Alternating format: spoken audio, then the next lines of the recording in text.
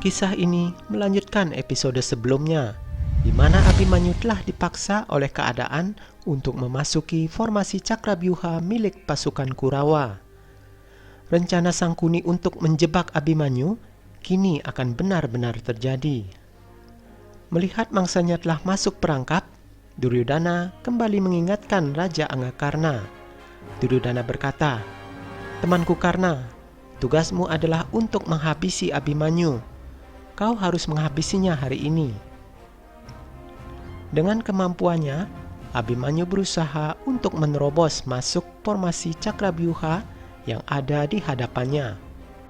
Raja Sindhu Jayadrata lalu memasuki arena dan menghadang keempat Pandawa. Bima pun meminta Sadewa untuk menyerang penghalangnya itu. Namun kapak yang dilemparkan Pangeran Sadewa berhasil ditepis dengan mudah oleh pukulan gada Jayadrata. Dengan percaya diri, Raja Sindhu menantang Bima untuk mencoba kekuatannya. Bima pun melemparkan gadanya ke arah Jayadrata, dan lagi-lagi Raja Sindhu dengan mudah menangkis serangan dari Bima. Raja Sindhu Jayadrata berseru, "Meski kau mengangkat gunung dan melemparkannya kepadaku, kau tidak akan bisa mengalahkanku. Aku telah mendapatkan anugerah dari Mahadewa. Hari ini aku mampu menahan seluruh pasukanmu Pandawa. Aku akan membalas penghinaan pada diriku dengan segera menghabisi Abimanyu, wahai putra Pandu." Keempat Pandawa segera melompat turun dari keretanya dan bergantian menyerang Raja Sindhu. Namun tak satu pun dari mereka yang berhasil mengimbangi kekuatan Jayadrata. Walaupun mereka berempat berusaha menyerang secara bersamaan, namun tetap saja kekuatan Raja Sindhu berada di atas mereka. Sementara itu Abimanyu berusaha merangsek masuk sampai ke pusat formasi Cakrabyuha. Ribuan prajurit telah berhasil ia tumbangkan. Abimanyu yang sudah hampir mencapai pusat formasi, di mana semua pimpinan Kurawa telah berdiri di atas kereta mereka untuk menantikan kedatangan Abimanyu. Dari luar formasi, para Pandawa berteriak menyuruh Abimanyu untuk segera kembali, dengan mengingatkan keponakannya bahwa itu adalah perangkap untuk dirinya. Abimanyu berkata, "Formasi Cakrabyuha ini akan menghancurkan pasukan kita di Kurusetra, dan jika nanti pasukan kita melarikan diri dari medan perang, maka itu akan dianggap sebagai kekalahan." Sangkuni pun membenarkan perkataan Abimanyu. "Kau memang cerdas anak muda. Kau sangat mengerti rencanaku. Jika kau sampai kembali, maka semua pasukanmu akan dimusnahkan, dan dengan tenggelamnya matahari, mereka akan dihancurkan dari medan perang ini. Kau bisa memilih mencegah kehancuran dari pasukanmu atau kematianmu sendiri." Bima berteriak di luar gerbang formasi, meminta Duryodhana untuk membiarkan dirinya menggantikan posisi Abimanyu, dan Bima berjanji untuk melepaskan semua senjatanya itu. Namun Duryodhana tidak memperdulikan para Pandawa lagi, karena hari itu dia hanya punya satu tujuan, yaitu membunuh Abimanyu. Putra Subadra itu berteriak dengan lantang, "Aku sama sekali tidak mau menodai nama ayahku dan juga nama Paman Krishna. Aku tidak bisa mengecewakan mereka dengan melarikan diri dari medan pertempuran ini."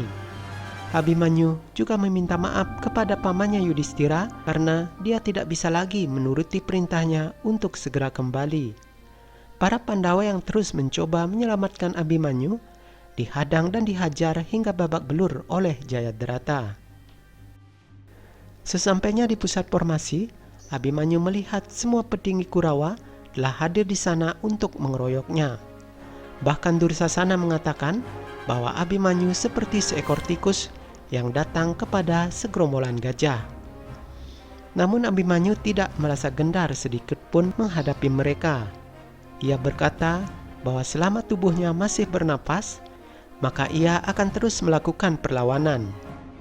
Satu persatu, para tokoh Kurawa seperti Dursasana dan Sangkuni menjajal kemampuan putra Arjuna tersebut. Namun semua serangan mereka dapat dipatahkan dengan mudah. Abimanyu menantang kesatria lainnya agar ikut menyerang dirinya. Namun Guru Drona dan Karna tidak bergeming sedikit pun. Duryodhana merasa kesal dan segera memerintahkan mereka untuk melakukan serangan. Sementara itu di luar gerbang, Bima berteriak untuk mengingatkan gurunya. Bima berkata, "Bagaimana kau bisa melakukan perbuatan seperti seorang penjahat, guru? Kau telah mengajari kami tentang etika berperang. Tapi bagaimana bisa kau mengabaikan kasih sayangmu hari ini, guru?" Pangeran Sadewa pun mengingatkan gurunya bahwa yang sedang dihadapinya saat ini adalah Abhimanyu, putra dari Arjuna, murid kesayangannya. Dan ia meminta gurunya tersebut untuk menghentikan tindakan Duryodhana. Namun Duryodhana kembali mengingatkan Guru Drona akan sumpahnya itu. Duryodhana berkata, "Guru Drona, ketika disumpah untuk menjadi seorang panglima, kau pun telah berjanji bahwa kau akan selalu mengikuti perintahku. Dan sekarang waktunya untuk menunaikan kewajibanmu. Gunakanlah senjatamu, Guru Drona. Seranglah Abhimanyu sekarang juga." Duryodhana juga memerintahkan kepada temannya Karna untuk menyerang Abhimanyu. Tetapi sebelum membunuhnya, ia harus membuat Abhimanyu tersiksa terlebih dahulu. Karna tidak setuju dengan cara yang ditempuh oleh Duryodhana, dan ia mengatakan bahwa Abhimanyu adalah seorang ksatria dan bukan iblis yang layak untuk disiksa. Namun Duryodhana tetap pada pendiriannya. Ia mengatakan bahwa semakin banyak siksaan yang dirasakan oleh Abhimanyu sebelum kematiannya, maka hal itu akan membuat para Pandawa semakin lemah. Dan sebelum ia memerintahkan temannya itu untuk menghabisinya, maka Raja Anggakarna tidak boleh membunuh Abhimanyu. Raja Anggakarna pun bersiap mengangkat busurnya untuk membidikan anak panahnya ke arah Abhimanyu. Yudhistira berteriak untuk mencegahnya. "Raja Anggakarna, pikirkanlah sekali lagi. Abhimanyu itu sudah seperti anakmu sendiri, dan jika kau menyerang anak sekecil itu, maka itu akan merusak reputasimu sendiri." Duryodhana tetap memaksa dan memanas-manasi Karna untuk segera menyerang Abhimanyu.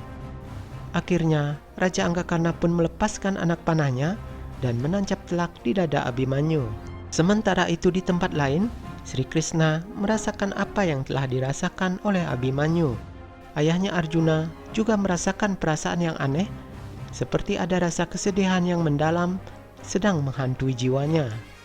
Guru Drona akhirnya melepaskan anak panahnya dan membuat tubuh Abhimanyu terjerembab ke tanah. Abhimanyu pun segera mencabut anak panah yang menancap di dadanya. Ia berkata, "Aku adalah anak dari Arjuna. Dia yang sudah memberikan kakek Bhisma tempat tidur dari anak panah, tempatnya berbaring sekarang. Aku tidak akan bisa dikalahkan dengan mudah. Nah, nasib apakah yang akan menimpa Abhimanyu selanjutnya? Nantikan kisahnya dalam episode selanjutnya."